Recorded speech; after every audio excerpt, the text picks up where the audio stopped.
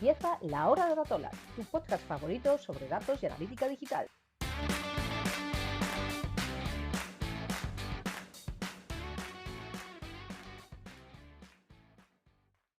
Hola, bienvenidos a todos y a todas al podcast de Datola. Hoy vamos a hablar sobre soluciones de marketing a través de las telco. Para ello tenemos con nosotros, como siempre, a Bryce Calvo. Hola Bryce, ¿qué tal? ¿Cómo estás?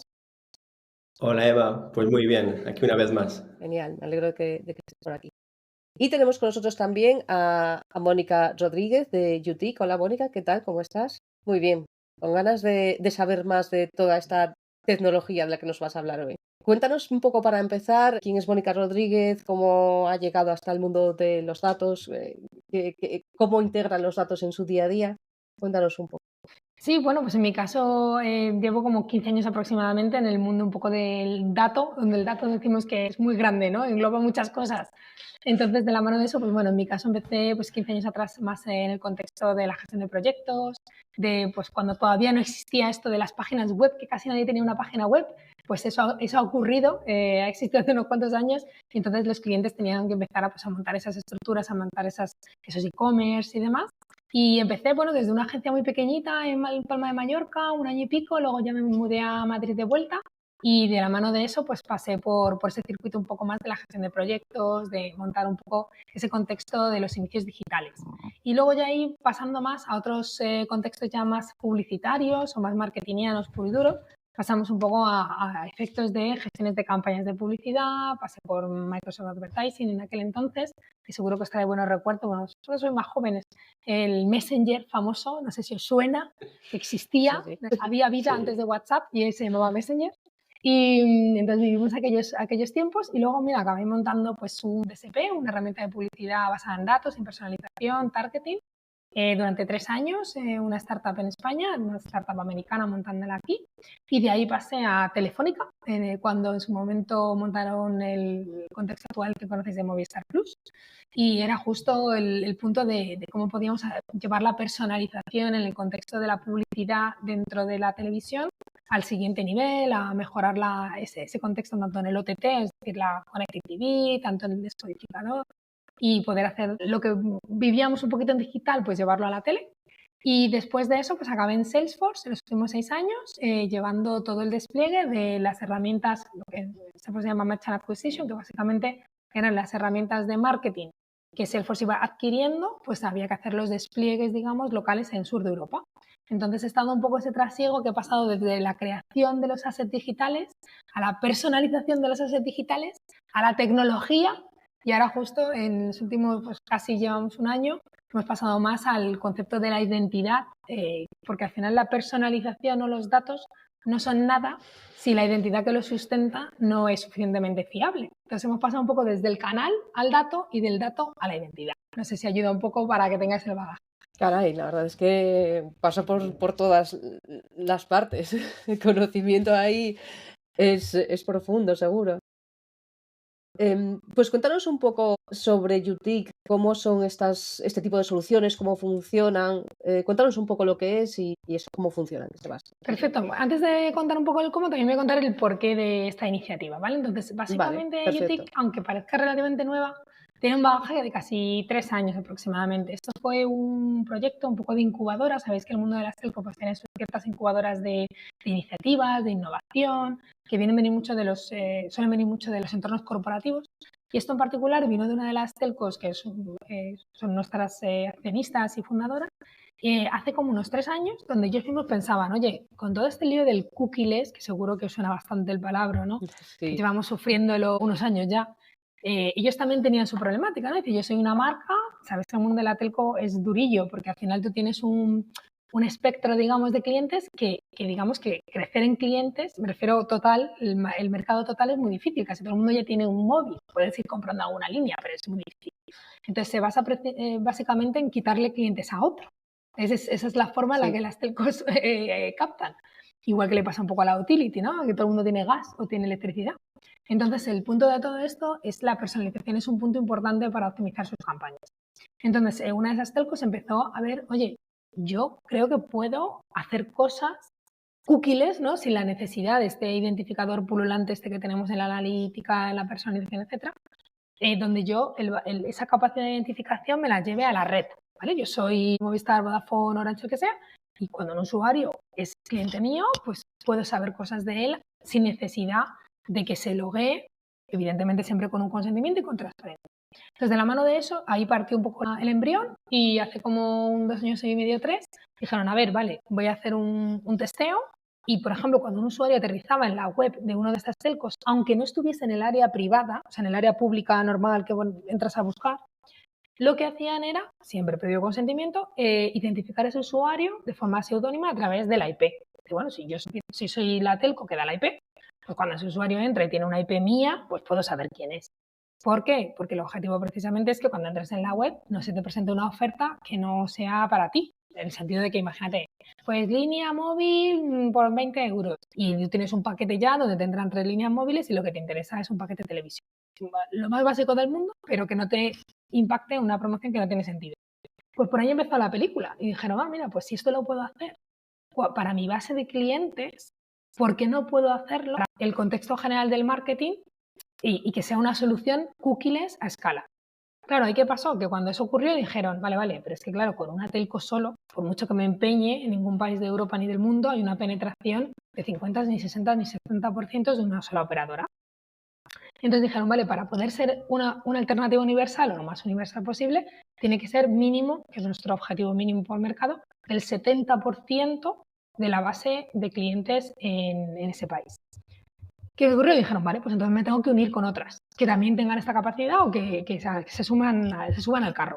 Y ahí es donde, de la mano de eso, surgió UTIC hace aproximadamente un año, cuando la Unión Europea dio, bueno, un poco más de un año, como 14 meses, dio lo que hay de anticompetencia. Lo que hicieron es hablar con otras telcos. A día de hoy nuestros fundadores son Orange, Telefónica, Vodafone y Deutsche Telekom.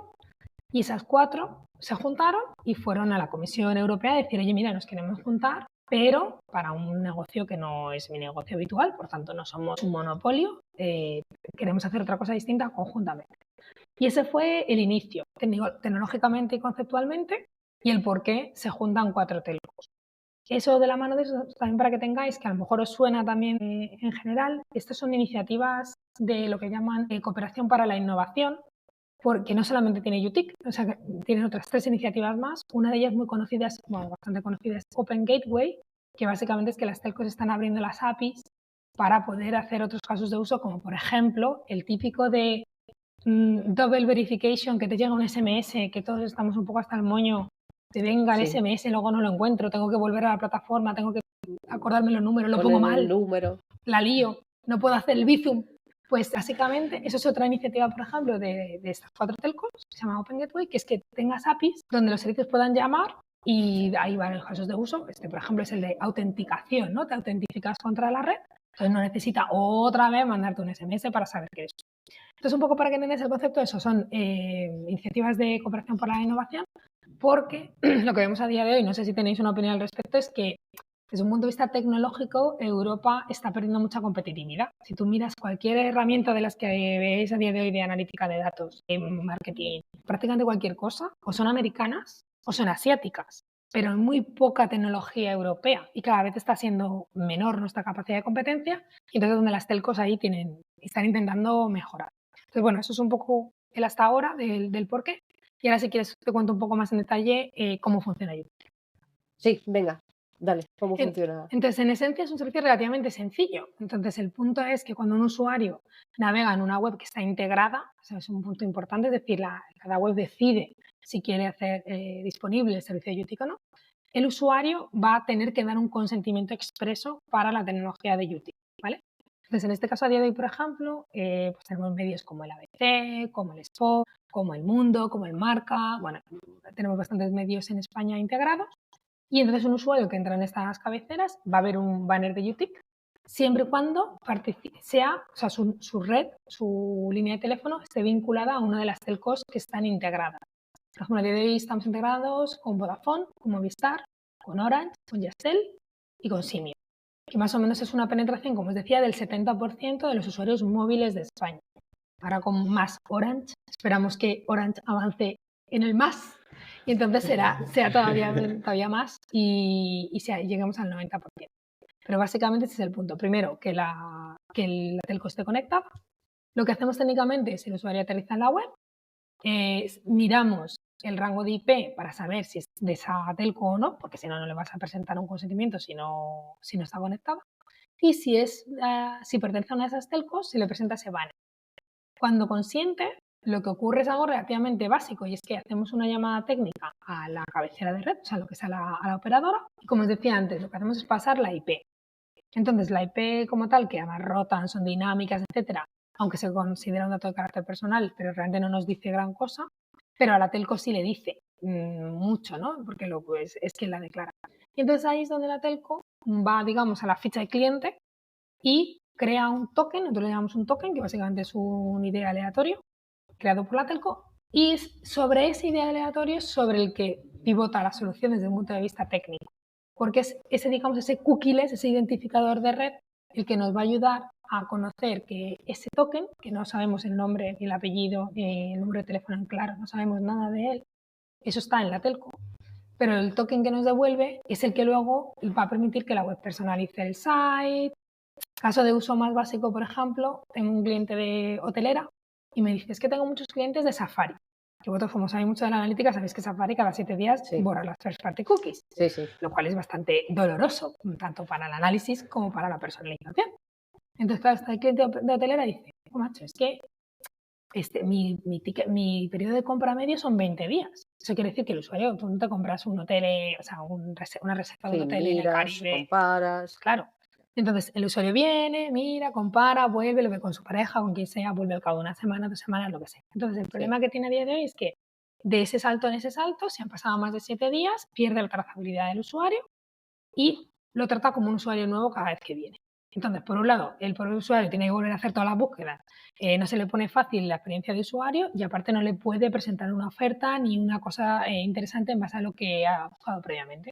Y desde un punto de vista analítico, lo digo porque los oyentes seguramente tendréis mucho analítico, friki-teki, como digo yo, pues empieza a tener una multiplicidad de perfiles que no le aportan mucho. Entonces, como digo yo, son chiqui perfiles, son muchos IDs, muchas veces con poquita información porque es de cada una de las sesiones, ¿no?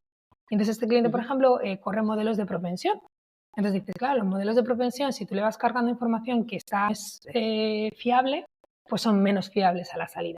Entonces, estos, digamos, son problemáticas del contexto cookie que no solamente tocan a la publicidad, que se ha hablado mucho en el contexto de la publicidad, sino que ya están tocando todos los ecosistemas, tanto del marketing como de la analítica. Entonces, digamos que ahí es el punto principal, que el usuario, siempre con consentimiento, se genere un token que vaya aguas arriba de los navegadores, y ahí es donde la red es la principal, la capa habilitadora, digamos, y con eso puedes hacer cross-browser, o sea, un usuario puedes verlo en distintos browsers, cross-domain, si es un usuario que entra en distintos dominios dentro de la misma marca, pues el Corte Inglés, por ejemplo, y tiene varios dominios, pues que tú puedas saber que es el mismo cliente potencial, e incluso cross-app y web, que puedas saber que un mismo usuario que ha entrado en tu app, en la app de Loyalty, cuando aterriza en la web, pues luego resulta que es la misma persona. Entonces, digamos que eso es un poco el contexto del cómo flow, de cómo funciona el usuario, y luego el un poco, así grosso modo, que ahora si queréis vemos más detalle, algunos casos de uso potencial. A mí el concepto me parece muy bueno porque es como un concepto que hasta día de hoy solo estaban haciendo los grandes jugadores con su ecosistema, Google, Facebook. Entonces, que ahora lo hagan las telecos me parece inteligente, incluso ¿por qué no lo hicieron antes? Porque técnicamente tampoco... entiendo que hay muchas problemáticas por el camino, pero me parece un reto que se pudo abordar es con muy anterioridad. Sencillo, o sea, muy sencillo. Es bastante naif lo que hacemos. La complejidad ha sido más que 4 grandes empresas tomen una decisión de unirse para un negocio que la realidad es que tampoco es el core de lo que ellos hacen. E insisto, y tampoco creo que es importante recalcar, muchas veces a lo mejor siempre se ve desde el punto de vista monetario. No, claro, esto se hace para ganar dinero, etcétera, etcétera.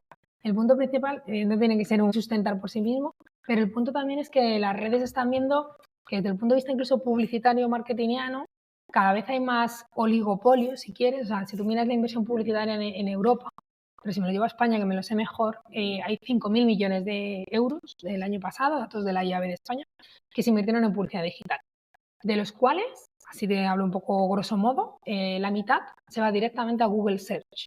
O sea, de 5.000, 2.500 van a Google Search.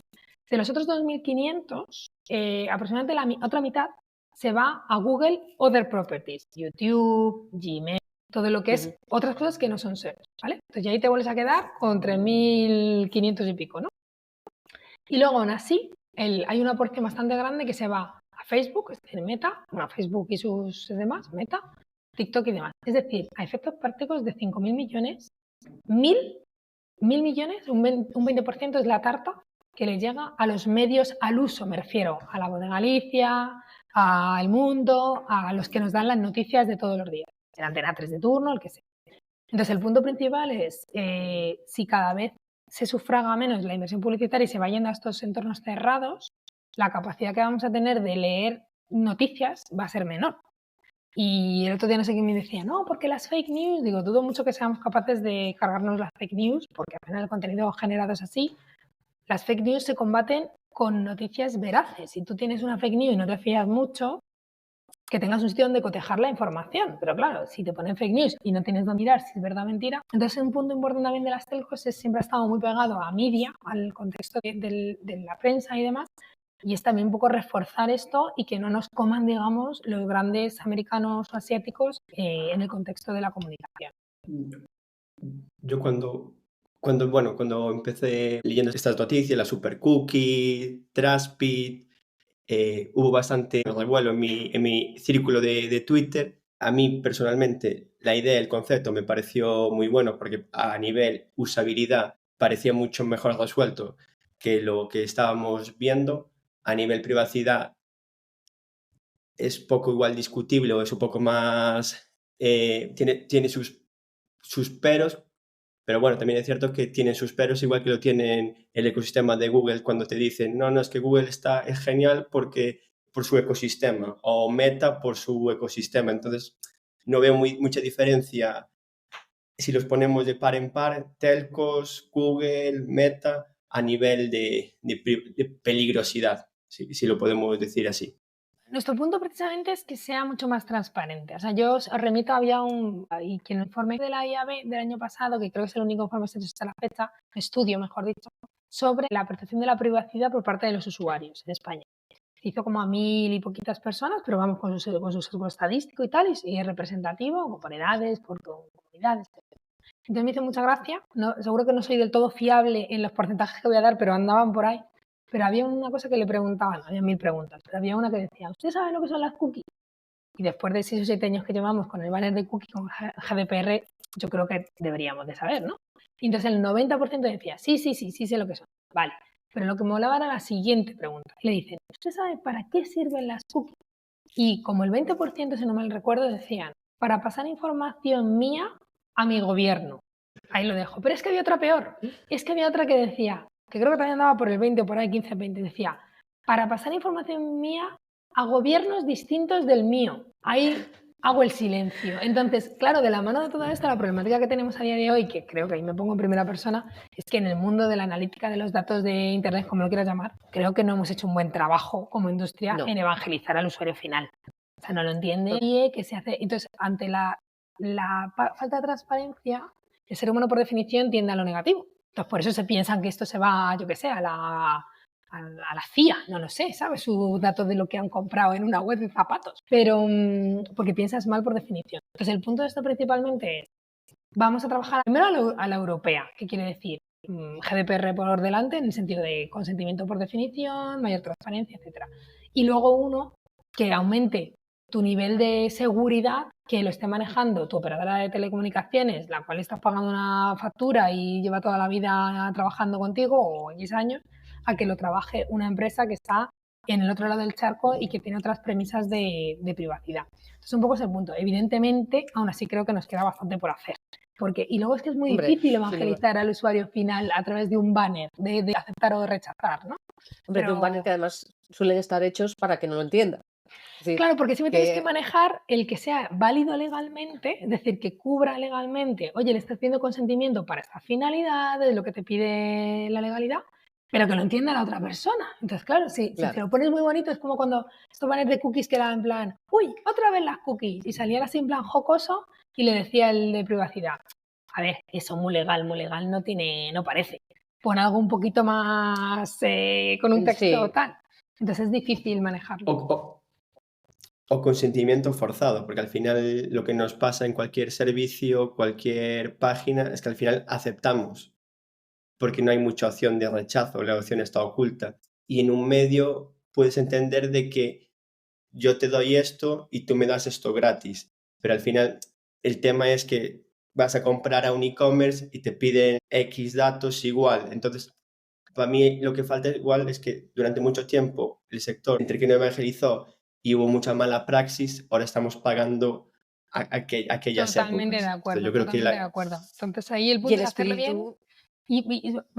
Termino una cosa que me acuerdo que creo que es importante, y ahí el Sí. punto, por ejemplo, es que nosotros desde UTIC, al margen de que haya un consentimiento mucho más explícito y demás, lo que hay es un portal de consentimiento que se llama Consent Hub, que creo que es importante porque yo siempre digo, a cualquiera con el que hablo, digo, si en los últimos 90 días te preguntaran todos los sitios web donde tú has dicho que sí o que no a las cookies, ¿me lo sabrías decir? No.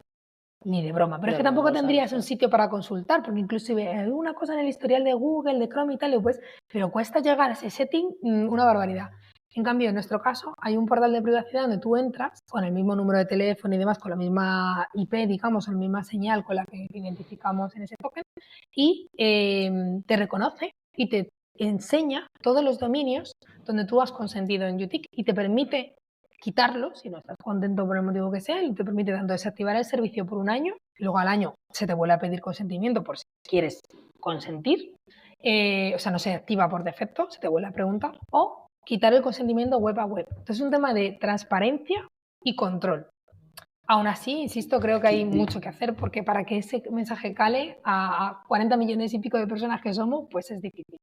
Claro, eso que te iba a decir, Aquí. que está muy bien el portal y demás, este hub consent que tenéis, pero vuelve a pasar un poco lo mismo, ¿no? Tiene que ser entendible, accesible y cuando estamos cogiendo los datos de personas que igual no tienen el conocimiento digital suficiente, ¿no? Porque al final estamos yendo a través de las telcos, llegan a gente que, pues eso, como mi madre o con mis padres, que igual le dan ahí que sí y ya está, y ellos no van a saber ir a ese hub, ver todo, porque no son ni conscientes de que están dando esos datos, ¿no? Totalmente. Yo por eso Entonces, que está debemos muy hacer un guay que movimiento deis de la solución, industria.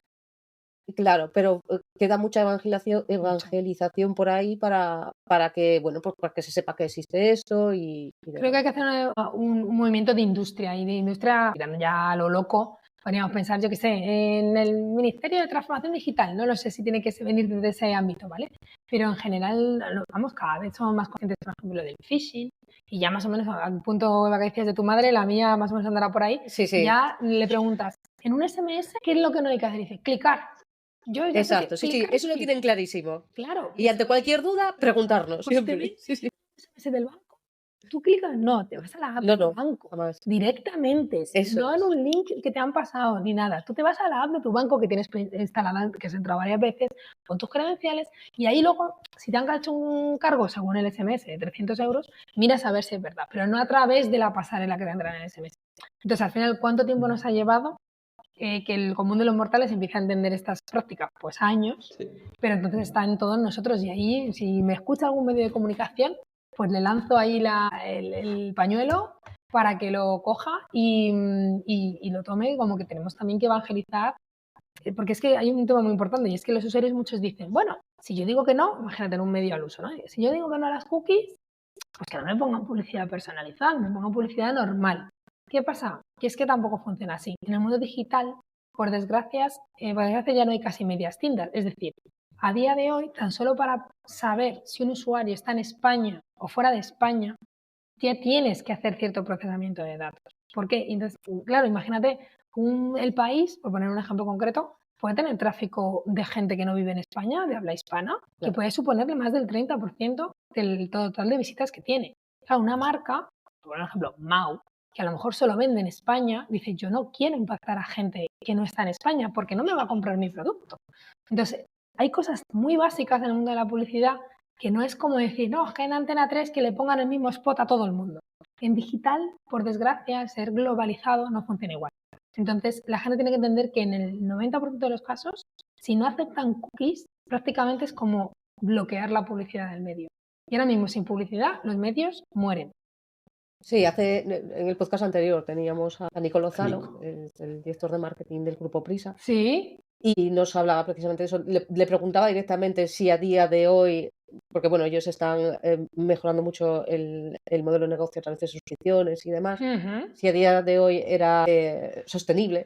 Y me dijo obviamente que no, que sin la publicidad a día de hoy no, y en muchos años de momento mucho tenía que cambiar como para que fuese sostenible, ¿no? Entonces sí que hay que correcto. tener en cuenta, pues eso, que si queremos, lo que decías antes, ¿no? De las fake news y demás, si queremos tener esos medios para contrastar y demás, pues a esa gente hay que pagarle. Total, y hay Y el muchas dinero tiene que salir de familias, algún ojo, lado. que muchas veces lo vemos solo como ese gran empresario tal, que bueno, que saca dinero, ¿no? No entro al detalle, pero hay muchas familias, o sea, ¿cuánta gente vive del periodismo en este país? O sea, que hay mucha gente trabajando detrás, entonces yo creo que hay que verlo en ese contexto y de la mano de eso intentar apoyarles. Entonces, el apoyo básicamente viene por la parte publicitaria. Os hago hincapié en eso, en que la gente se quede con que en el 90% de los casos decir que no a las cookies es prácticamente equivalente para el medio a que no haya publicidad. Entonces, por eso es tan importante evangelizar con respecto ya a las cookies en general, ya no te hablo de UTIC, pero que la gente deje de pensar que los datos se van a otros países. Sí, yo creo que aquí también es un poco de al usuario evangelizarlo, pero el usuario, yo creo que si vamos a recopilar de ti la IP, este dato, para meterte este tipo de publicidad y la publicidad que le metes, el contenido que le das, está balanceado, el usuario lo va a entender. ¿Qué pasa? Que a día de hoy ni los medios fueron justos con el usuario, ni el usuario fue justo con los medios. Entonces, creo que hay que resetear todo de alguna forma y volver a crear ese tipo de relaciones, porque a día de hoy muchas veces lo que pasó y pasa con los datos es muchas veces usurpación para que esos datos terminen en sabe Dios qué sitios, haciendo sabe Dios qué cosas. Entonces es un poco por ahí el Claro, y tema. esas respuestas conspiranoicas que hablabas antes del estudio que comentabas antes, ¿no? De para que el gobierno sepa lo que hago, para que otros gobiernos sepan lo que hago y demás. Claro, es que al final vienen de, pues, estos documentales como el Cambridge Analytics, todas estas cosas que han tenido tanto, bueno, pues tanta repercusión, ¿no? Y que han sido ciertas. Es decir, lo hemos hecho mal con la gente. O sea, hemos utilizado los datos de una forma muy poco honesta y muy poco transparente. Entonces, yo entiendo también que la gente esté como a la defensiva, ¿no? De ya me van a vender algo, ya me van a Totalmente, hacer algo. totalmente. O sea, no tenemos que ver, yo qué sé, ha habido prácticas publicitarias o de ventas, o llámalo como quieras, que se han ido eliminando a lo largo de los años. Hace como, no sé, 3 o 4 años, y hablando, no es ni digital, ¿eh? Pero el contexto este del puerta a puerta. Eso ya está prohibido a día de hoy, por ejemplo, y se veían prácticas súper abusivas, ¿eh? Que había gente pues, que no entendía lo que le estaban vendiendo, le traían contratos que firmaban sin saber y se cambiaban de la luz y del agua y de todas las cosas de un día para otro 40 veces. Incluso ya el concepto de los contact centers, ¿no? Quien no ha sufrido que te estén llamando constantemente. O sea, todo en exceso yo creo que es malo en la vida en general. Entonces hay que equilibrarlo y modularlo. Ahí es donde creemos que la regulación pues también viene un poco para esto. Es verdad que a veces luego es difícil también equilibrarlo, porque creo que hablabais un poco del consentimiento. Por ejemplo, yo hablaba con un amigo mío que es argentino y se ha venido recientemente a España y me decía, madre mía, ¿cuántos consentimientos tengo que aceptar todo el rato aquí en Europa? ¿Qué os pasa? Y digo, es verdad, digo, ¿cómo Ya. se...?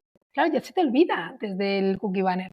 Digo, ¿y cómo era en Argentina? Que no me acuerdo cómo era antes de GDPR. Me dice, nada, tú navegabas y con navegar, o sea, te metía el banner informativo y si tú sigues navegando, se asume aceptación. Es lo que se llama un consentimiento tácito, ¿no? Un consentimiento no expreso, no tienes que hacer tú una acción específica, ¿no? Entonces, ¿qué pasa? Que ahora nos estamos encontrando lo que llamamos la fatiga del consentimiento, que es todo lo opuesto. Que es que ya no le hacemos caso al banner de cookies porque es excesivo. Entonces, no sé si tenéis una opinión de cómo se puede equilibrar esto. La solución tendría que ser a nivel navegador, nivel nativa, de que el usuario pues acepta ciertos datos que quiere acceder o a ciertos medios o a ciertas páginas y que automáticamente de una forma se propagase. Pero más allá de esto, el punto interesante aquí es un poco lo que pasó con la ley antitabaco, que cuando se instauró en España era un drama y a día de hoy, si nos dicen que se podía fumar en la sala de espera igual del hospital o en la propia escuela, pues echamos las Es que manos a ni la lo cabeza visualizas. o en la Ahora mismo oficina. no te entra en la cabeza. Entonces, Sí, sí. yo creo que el tema que hicimos con los datos, cuando se estudie o cuando hagamos la retrospectiva, vamos a hacer cómo todo esto era posible. Era posible ceder el teléfono a una empresa de terceros sin ser conscientes, o la dirección, o el email, cualquier dato personal.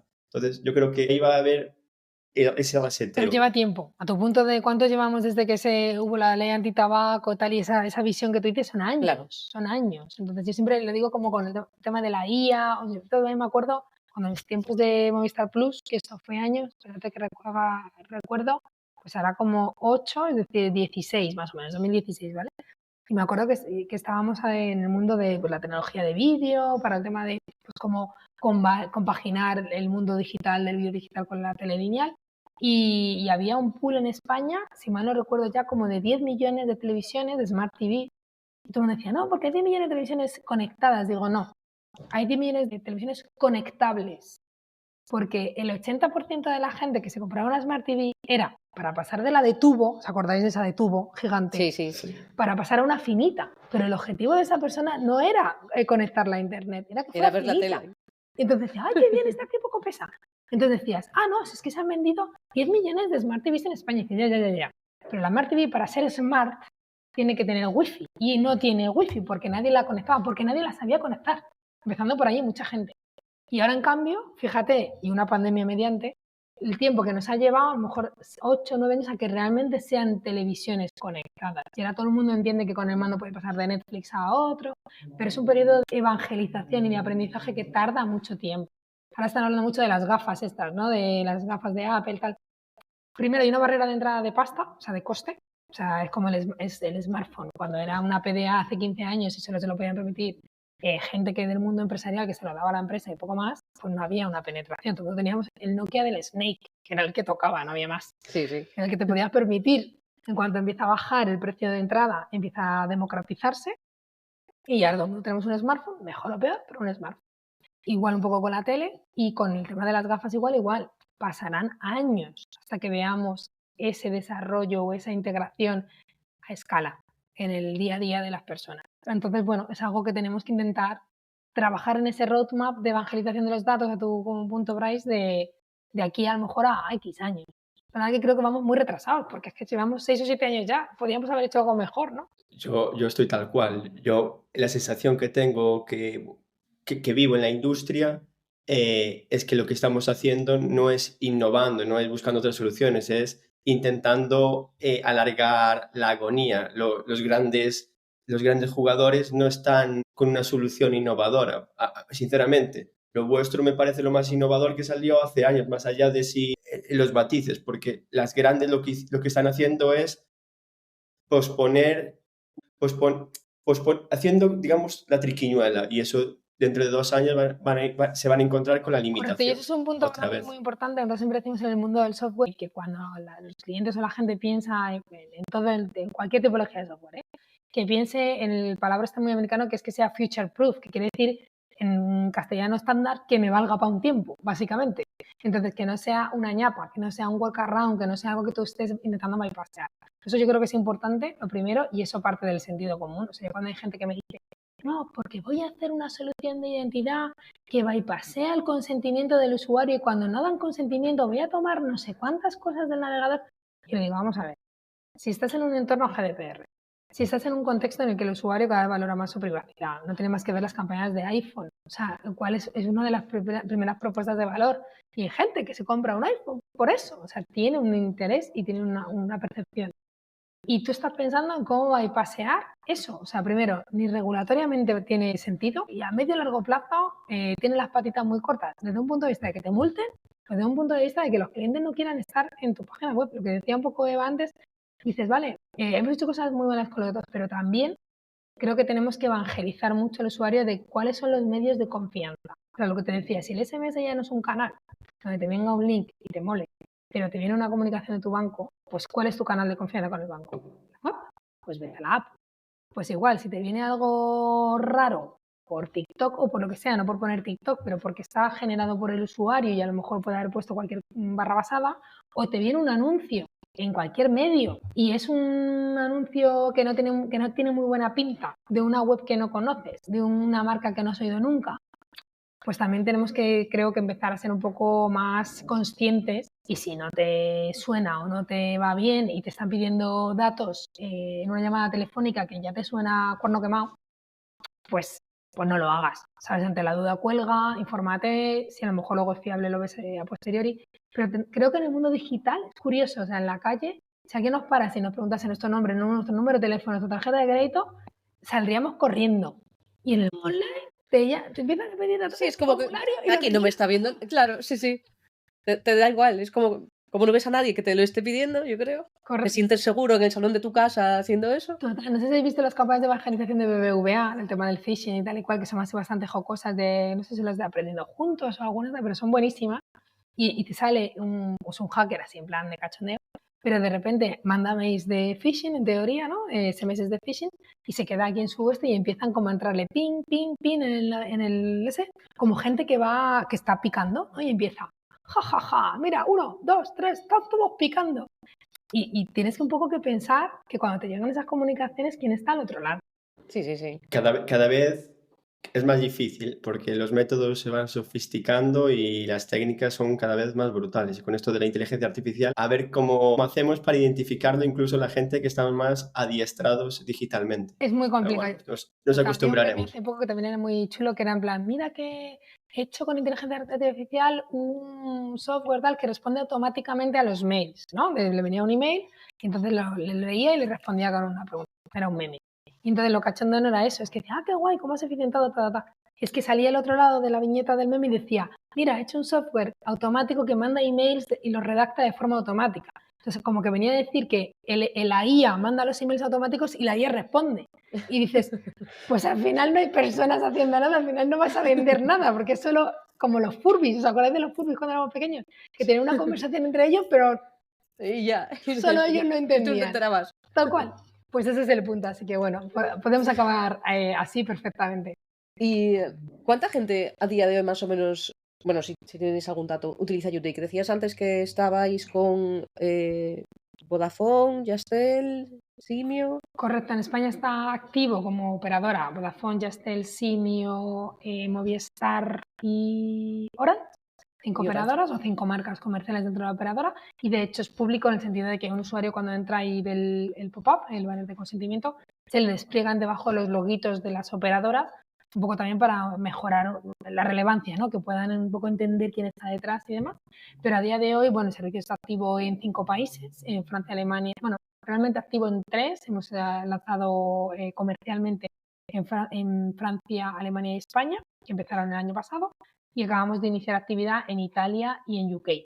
Y entre todo ese pool de clientes potenciales y de usuarios, ya hay más de 20 millones de usuarios con consentimiento positivo en YouTake. ¿Sabes el porcentaje que supondría más o menos? Pues depende de la penetración del mercado. En el caso de España más o menos era como un 12-15% de la población móvil, porque al final el punto no solamente que estén activos, donde lo que te digo, están activos en un 70% de esas operadoras, es la ventana de exposición del consentimiento. Entonces también es una fase importante. De ahí que la integración con los publishers sea clave, porque al final que esté activo, o sea, que esté técnicamente habilitado, no significa nada siempre y cuando el usuario no consienta. O sea, no hay token si no hay consentimiento. ¿Dónde se le pide consentimiento al usuario? En los dominios cuando navega. Entonces ahí a día de hoy estamos integrándonos con los distintos periódicos, sobre todo de momento para el ámbito publicitario. Entonces estamos con sites como pues eso, Prensa Ibérica, Grupo Vocento, lo menciono porque además han salido en pre-releases públicas y cualquiera que navegue en estos dominios lo puede ver. Y entonces esas ventanas de exposición son donde se le pregunta al usuario y ya cuando ve ese banner acepta o declina. Entonces más o menos será como un 15 o 20% de la masa en España y entonces iremos creciendo de la mano de más integraciones en más dominios. En más dominios y en más operadores, entiendo, ¿no? Me imagino que la idea es también entrar en más operadores, no solamente quedaros con eso. Sí, bueno, en este caso en España estos son los principales operadores, nos faltaría sobre todo más móvil, en el caso de que ahora se está integrando con más Orange, y no, es algo que nos gustaría explorar y que está potencial. Y luego hay algunos más minoritarios como suelen ser los virtuales, porque a día de hoy es una decisión de la operadora, no es de la red, me refiero. Si pienso, por ejemplo, en un Digi corre a través de la red de Movistar, Movistar es un accionista nuestro y tiene su marca Movistar integrada, pero si Digi no quiere ofrecer este servicio para sus clientes, no tiene ninguna Lo puede obligación. declinar, Correcto. aunque esté sobre la red de Movistar. Correcto, o sea, no es tanto una No es a nivel de capacidad red, es a técnica, nivel de... correcto, es una capacidad de decisión, de que cada partner pues, tenga la capacidad de decidir si a sus clientes les quiere habilitar el servicio o no. Una pregunta. Como usuario, el ID, el identificador que genera UTIC, ¿se puede resetear? ¿Es único? Eso es un punto muy importante. Nuestro consentimiento tiene una ventana de duración de 90 días. ¿Qué implicación? ¿Por qué 90 días? Básicamente porque nosotros nos tomamos muy en serio los principios del GDPR y uno de ellos, aparte de la transparencia y el consentimiento explícito, evidentemente, es el contexto de lo que llaman data minimization. Entonces, el problema justo con el profiling que se habla habitualmente en el contexto digital es que normalmente se tomaban tiempos muy largos. Entonces, claro, cuando tomas tiempos muy largos, 1 año, 2 años, 3 años, puedes llegar a tener una trazabilidad bastante masiva del usuario. Entonces, el punto es que sea más cortito para que tú puedas poder hacer eso, pues una campaña, lo que decíamos esto de la hotelera, ¿no? Pues un ciclo de venta normalmente no dura más de 90 días. Un coche, a lo mejor sí puede ser un ciclo de venta más largo, pero en general el resto de los productos o una hipoteca suelen ser más o menos unos 90 días el máximo. Entonces el punto es que una marca pueda ofrecer personalización, tanto en publicidad como en la web, con esa ventana, pero que luego al cabo de los 90 días ese token lo que hacemos es que lo regeneramos. Entonces, para esta marca pasa a ser un usuario nuevo y la ventana vuelve a ampliarse por otros 90 días. No, iba a preguntar si la integración de UTIC ya se puede hacer desde un propio CMP, tiene que ser externa, o incluso se puede integrar de forma manual en un propio banner pop-up que maneja el equipo de desarrollo, como pasa en muchas Eso es un ocasiones. punto. A día de hoy lo tenemos en un banner separado porque, insisto, al final esto también va a hacerlo como en capas o en fases. Entonces el punto era ser lo más conservador y lo más transparente posible. Entonces para eso era el usuario, si lo ponemos ahí con las cookies, que ya hemos dicho que los pobres no parece que lo tengan muy claro de para qué las utilizamos, ¿lo va a entender? Pues seguramente no.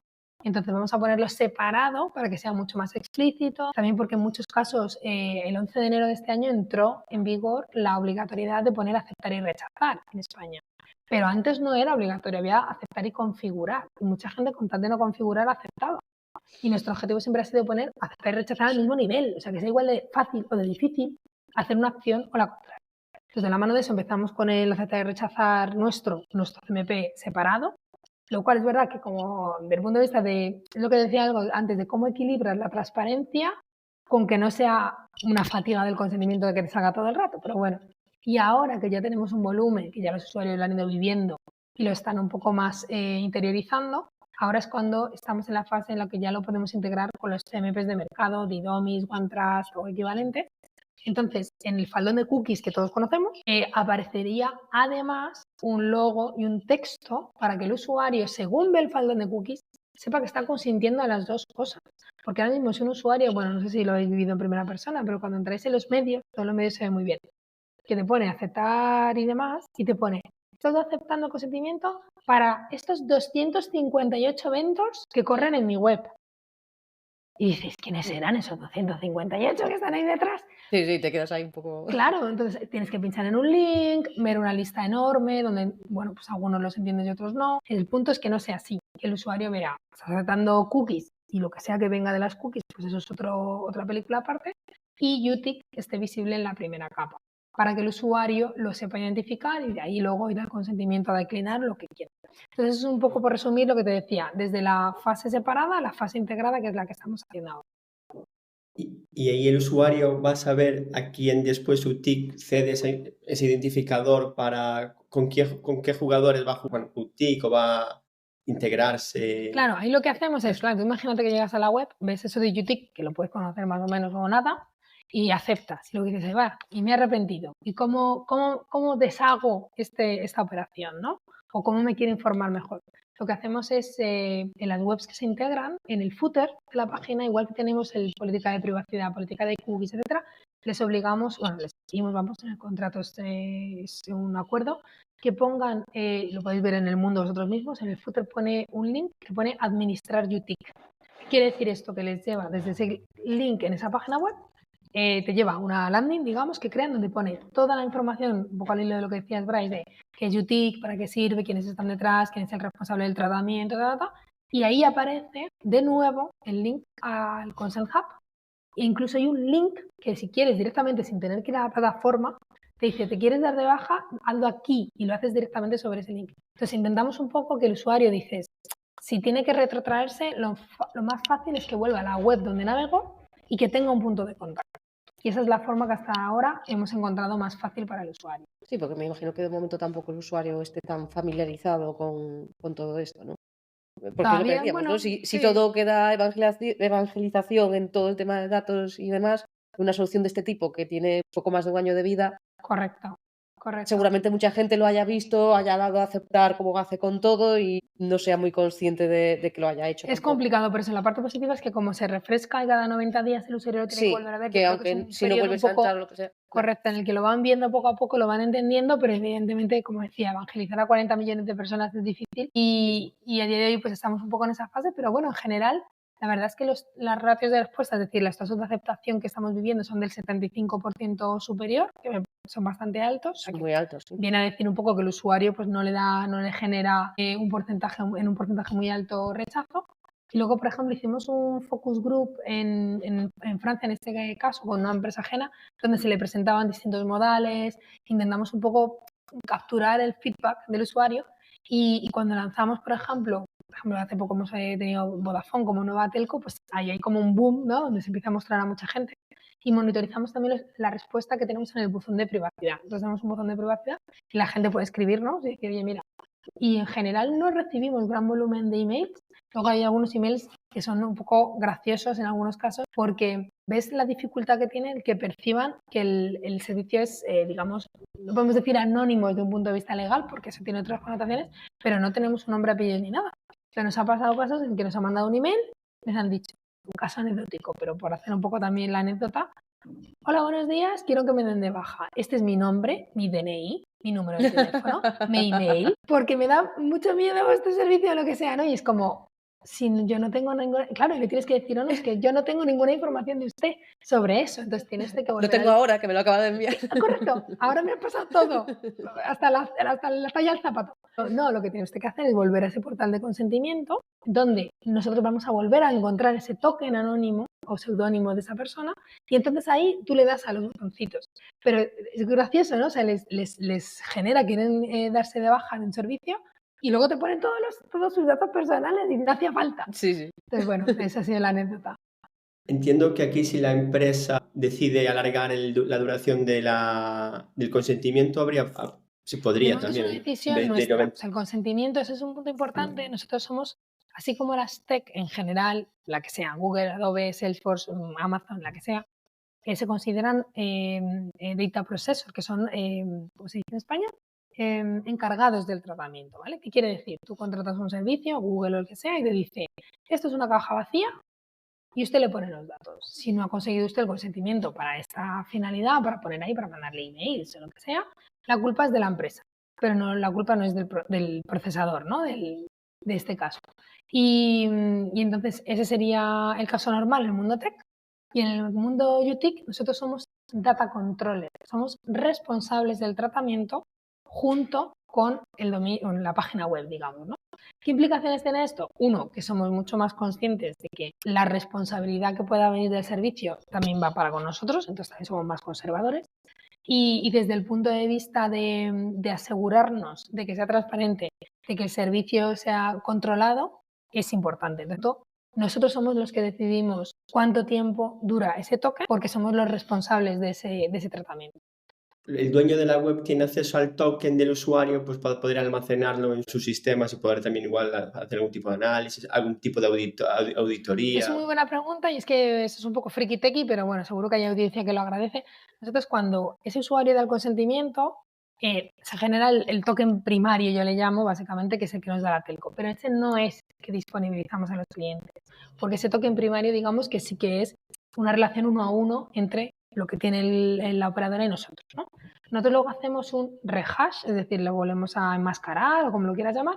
Entonces, a tu punto, Bryce, cuando, por ejemplo, si esto se implementara, la página del Corte Inglés, con el mismo ejemplo de antes, Cuando el usuario aterriza y da consentimiento, la operadora nos crea el primero, nos entrega el primero, nosotros lo rehasheamos y le entregamos ese hash al Corte Inglés. ¿Qué quiere decir esto? Que sería como un First Party ID, que lo puede guardar, puede segmentar en base a ello, puede hacer analítica, pero si el mismo usuario entra mañana en la web de Mercadona, es el mismo usuario, aunque el token primario es el mismo, porque sí que correlaciona, yo le entrego a otro distinto a Mercadona. ¿Qué quiere decir esto? Que si hay un data leakage o cualquier tipo de cosa que pueda ocurrir, Mercadona y el Corte Inglés no podrían correlar la identidad del usuario.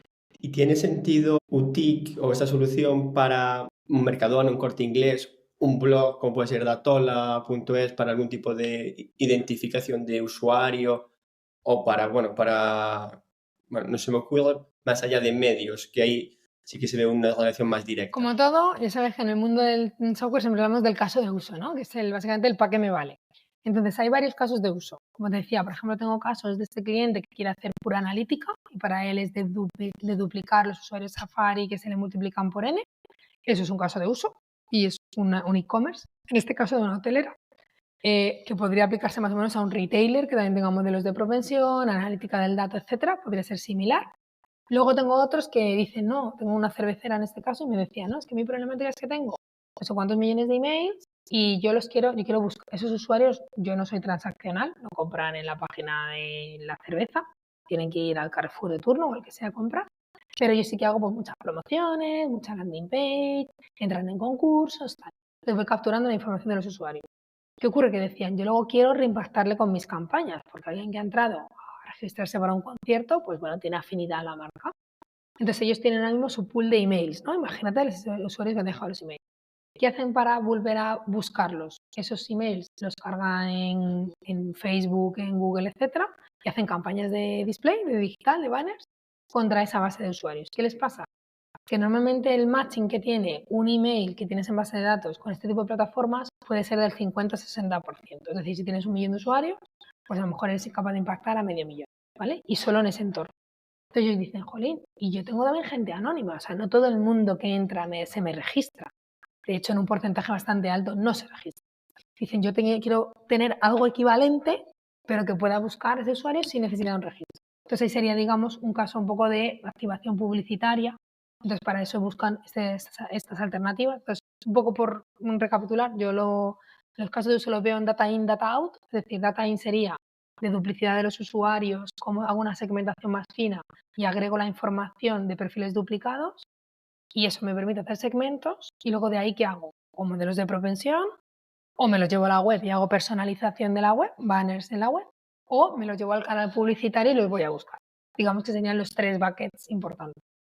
A día de hoy, bueno, si queremos contratar un TIC, ¿está abierto para todo el mundo? ¿Cuál es el coste? ¿Cuál es el modelo de un poco de negocio? Perfecto, sí. A ver, nosotros es verdad que trabajamos en una base contractual, entonces lo primero es firmar un contrato. Ese contrato tiene una vertiente más comercial y una vertiente más de privacidad. Es decir, lo que damos es un DPA, un Data Processor Agreement, que es el que define esos roles de corresponsabilidad del tratamiento. Y luego, desde el punto de vista del contrato marco, pues ahí un poco se definen los contextos comerciales que comento. Entonces, el modelo de negocio, bueno, ahora mismo estamos en la fase un poco de try and buy, digamos, ¿no? O sea, hay clientes que están en fase de adopción y en muchos casos se pueden ver variantes en el sentido de, oye, probarlo unos meses sin coste y luego ya tenemos un precio pactado. Pero en general, el modelo de negocio es para lo que sería el contexto de activación en publicidad, es un CPM, es decir, es un coste variable por activación de campaña, de cada vez que lanzan ese millón de impresiones, pues normalmente nuestro coste promedio es del 10% de ese coste de medios que haya ejecutado el cliente con ese UTIC token incorporado. Y para otros casos de uso que no son de activación publicitaria, como puede ser eso, un propensity models, tal, ahí tenemos un fee tipo software as a service, es decir, un coste mensual por volumetría de tokens que tengas en tu página web. ¿La idea es hacer la solución generalista o solo enfocada pues, a grandes empresas, grandes corporaciones? Es una muy buena pregunta. O sea, queremos un poco que tenga volumen, evidentemente, y que sea lo más expansiva posible, pero es verdad que, por ejemplo, al punto que lo decíamos, queremos que esto sea una solución de confianza para los usuarios y eso viene con transparencia y que las telcos estén detrás, pero también la confianza, como decíamos antes, es dónde lo expones, ¿no? Entonces, también somos muy conscientes de no vamos a estar en cualquier medio que no esté controlado. Es decir, puede ser que sea un medio, ahora estamos como los tier 1, digamos, ¿no? Los grandes medios grandes que todos conocemos, iremos a un tier 2, que no quiere decir que porque sea pequeñito no tenga interés, pero no estaremos en un self-service donde cualquier web que no tenga calidad, no que no tenga calidad, pero que no sepamos el contenido que se está presentando ahí ni para qué pueda utilizar Utic, porque al final hablamos un tema de que el usuario sea capaz de vincular la marca Utic a un contexto seguro punto a punto. Yo al principio, bueno, cuando sí que pensaba que iba a ser una opción generalista, que por ejemplo, si en Datola le veíamos sentido, pues seguramente se pudiese meter. Lo asociaba como un banner de cookies al uso. Interesante. Dicho esto, en Datola se puede integrar si queréis, porque eso no es ningún problema. Sois un perfil de confianza, evidentemente, pero me refiero a eso desde el punto de vista cuando tú haces, yo qué sé, un blog, ¿no? Con todo mi cariño, pero tú, por ejemplo, en el contexto de Google Display Network, que no sé si lo conocéis, yo he sido bloguera de GDN, entonces tú te creas un blog en Blogspot, ponías, pues eso, cualquier cosa que tú quisieras, enchufabas el script y empezaba a salir publicidad, ¿no? Entonces queremos evitar esa cadena en la cual no haya control, porque entonces al final estás vinculando Utic a un contexto que no es brand safety, tanto para el usuario como para la marca. Y bueno, y una última pregunta, no sé si Sí, iba a ir dejo. cortando, sí, pero dale una pregunta. No, última. Al ir sobre, bueno, IP, ¿cómo en una casa al final hay diferentes miembros de una familia, cada uno con su navegación, con sus gustos diferentes, con su perfilado particular? ¿Cómo hacéis? O incluso porque eso puede ser un riesgo de privacidad para la propia familia. Eso es un muy buen punto, porque claro, ahora mismo estamos en un contexto donde solo está disponible en 3G, 4G, 5G, es decir, en el contexto de la red móvil. Entonces, a ver, tú puedes hacer hotspot, ¿vale? De tu red móvil en el ordenador, pero es un caso muy, muy, muy anecdótico. En general es una relación muy uno a uno, dispositivo, si me aplicas entre comillas persona, a ver, le puedes dejar el móvil a tu hijo, evidentemente un ratito lo que sea, pero en general suele ser una relación uno, persona, dispositivo, red. Pero es verdad que ahora en el roadmap, ya que tenemos las operadoras en móvil ya integradas, es que entremos en el mundo de la Wi-Fi, porque incluso desde un móvil hay muchísimo consumo Wi-Fi, porque al final la red y el dispositivo no tienen por qué ir parejos. Entonces, ahí el contexto es que habrá un household ID, es decir, el telco, ese primario que os decía, nos lo va a dar a nivel, digamos, llámalo contrato, llámalo X, pero que sea household ID. Y nosotros es verdad que en paralelo al token, digamos, somos capaces de lanzar pues, una first party cookie en el dispositivo, entonces tendremos que empezar a hacer una dualidad o capacidades de empezar a poder trabajar la dualidad dispositivo household ID. Luego se nos dan los casos en los que te dicen, vale, y si un usuario entra con el móvil en su casa y tiene el token de household y luego se va a la parada del bus, y ahí es verdad que si hay dos, la idea es que el que predomine sea el de móvil, porque es el mucho más unitario, digamos. Y luego ya el caso, por si se te ha ocurrido que a veces nos preguntan, dice, ¿y si voy al del Starbucks? Porque una cosa es mi casa, pero otra cosa son los wifi colectivos. Y el tema es que ahí nuestra misión es no estar en ningún contexto B2B, es decir, el Starbucks o el aeropuerto no entrarían dentro del alcance porque no tiene sentido desde un punto de vista de identidad y solo trabajaríamos en el contexto B2C de wifi en el hogar y móvil. ¿Cómo detectáis que es una wifi en el...? Bueno, entiendo que igual La telco puede, la telco sabe a quién le está disponibilizando e incluso si me apuras, incluso por el número de líneas conectadas en concurrencia podrías hacer indagaciones, pero la propia telco sabe a quién le está disponibilizando el servicio, entonces te quita las B2B del alcance y ahí no estaría disponible el servicio.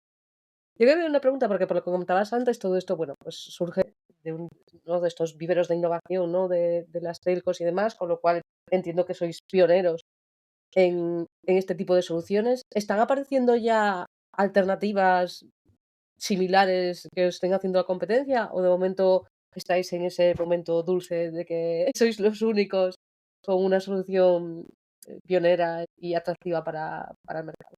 Bueno, aquí lo más único no es tanto el servicio Utic como tal, sino el hecho de la telco, ¿no? Que es la que provee el servicio. Entonces, el punto principal en los mercados donde nuestros accionistas tienen una penetración mayoritaria, digamos que no hay competencia en este alcance. Luego hay soluciones de identidad probabilística, soluciones de identidad basadas en fingerprinting, o sea, hay otras metodologías, a mi juicio no con sus pros and cons, como todo, pero en el contexto de, digamos, de la telco, en los mercados a día de hoy donde nuestros accionistas son mayoritarios, la parte positiva es que evidentemente ellos solo sirven este servicio a través de UTIC. Entonces digamos que es bastante único. Sí que es verdad que he visto un proveedor en concreto que creo que opera en Asia.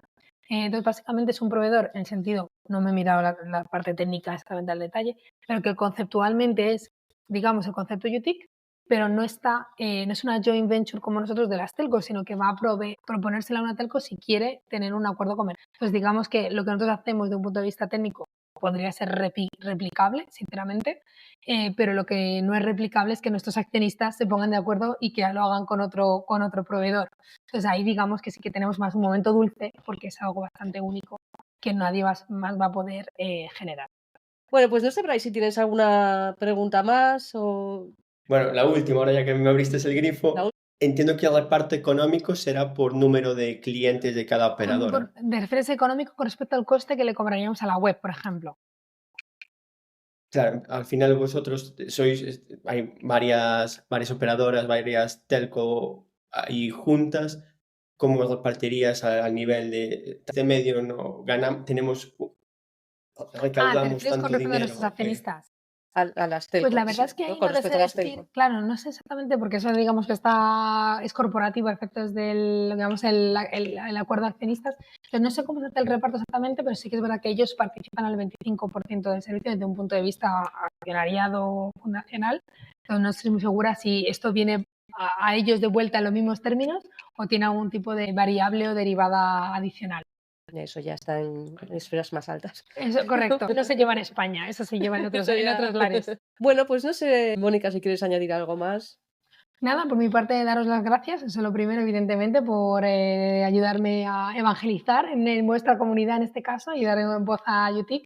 Y sencillamente eso, dejar un poco los 3 bullet points de nuestras premisas, que es UTIC viene un poco a ayudar a las marcas, al ecosistema y a los editores y a todo el ecosistema del marketing, a lo que nosotros creemos que es hacer personalización, pero bien hecha, desde el punto de vista de la transparencia y la privacidad, y que sea agnóstica y a mayor escala, en el sentido de que no tengamos estas dependencias de lo que llamamos los gatekeepers, ¿no? Los navegadores, los sistemas operativos, que cada vez van gobernando más el mundo de la identidad y que eso tiene mucha repercusión en qué podemos hacer como industria y cómo los usuarios lo viven. Y de ahí es donde las telcos pues, creen que pueden aportar algo a este ecosistema. Y lo dejo ahí como cierre, si os parece bien. Pues genial. Pues muchísimas gracias, Mónica. La verdad es que ha sido súper interesante. Yo he aprendido un montón personalmente bueno, me ha quedado bastante claro cómo funciona la tecnología y un poco las posibilidades que dais y bueno, un poco la filosofía que tenéis, que desde luego me gusta mucho toda esa parte de privacidad, confianza, todas estas cosas, a ver si entre todos conseguimos evangelizar en ese aspecto. Y nada, gracias Bryce también por venir y estar hoy con nosotros. Gracias a todos los que nos estáis escuchando y nos escuchamos pronto en un nuevo episodio. Únete a la comunidad en datola.es y si quieres participar activamente, envíanos un email con tu idea a info@datola.es. ¡Súbete a la ola!